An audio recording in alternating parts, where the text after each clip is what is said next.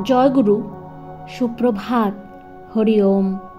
ওম অখণ্ড সংহিতা বা অখণ্ড মণ্ডলেশ্বর শ্রী শ্রীমৎ স্বামী স্বরূপানন্দ পরমহংসদেবের অমৃতময় উপদেশবাণী, দ্বিতীয় খণ্ড। ত্রিবিধ শিষ্য। তৎপরে 3 প্রকার শিষ্যের কথা উঠিল। শ্রী শ্রী বাবামুনি বলিলেন, এক প্রকারের শিষ্য আছেন যাঁদের মতলব হচ্ছে ফাঁকি দেওয়া। গুরুদেবের সঙ্গে দেখা হলে তাঁরা মনে মনে বিচার করেন, গুরুর দেহটা তো আর গুরু নয়, সুতরাং গুরুর দেহের পরিচর্যা করে আর কি হবে। এরা অধম শিষ্য। আর এক প্রকারের শিষ্য আছেন, গুরুর আত্মার সম্বন্ধে কোনো বিচার তাঁরা করেন না, তাই ওই দেহটারই প্রাণপণে সেবা করে যান, আত্মা সম্বন্ধে অজ্ঞ থেকে যান।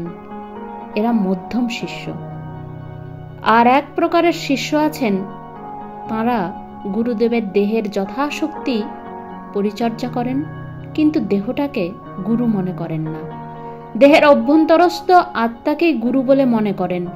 শাশ্বত সেই আত্মার নিত্য মধুময় সঙ্গকে লাভ করার উপায় হিসেবে গুরুর পাঞ্চভৌতিক তনুর করেন সাগ্রহ সেবা।